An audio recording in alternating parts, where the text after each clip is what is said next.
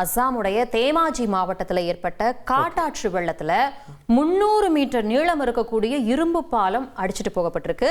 இதனால அந்த பகுதியில் போக்குவரத்து முற்றிலுமா துண்டிக்கப்பட்டு மக்கள்லாம் தங்களுடைய அத்தியாவசிய தேவைக்கு கூட பக்கத்துல போக முடியாம ரொம்ப அவதிப்பட்டு இருக்காங்க. அந்த காட்சிகளை பார்த்துருவோம். ஓகே.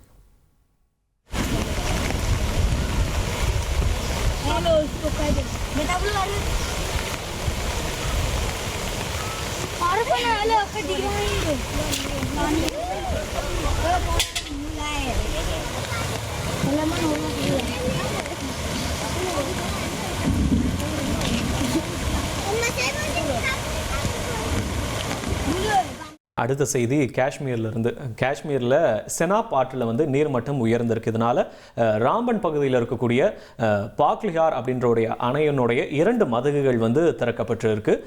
ஆற்றோடைய அந்த இரு கரைகளையுமே தொட்டுட்டு அந்த தண்ணீர் வந்து கரை புரண்டு ஓடுது. அந்த காட்சிகளையும் நம்ம பார்த்துடலாம்.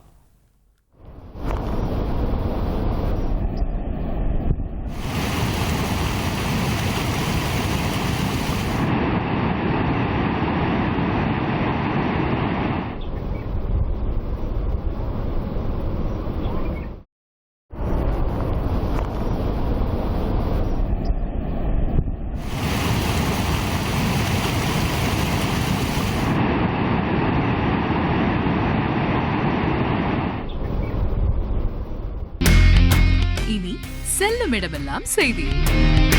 தந்தி டிவியின் வாட்ஸ்அப் சேனலை ஃபாலோ பண்ணினா செல்லருக்கும் இடமெல்லாம் செய்தி. இதோ QR கோட் இப்பவே ஸ்கேன் பண்ணுங்க, ஃபாலோ பண்ணுங்க.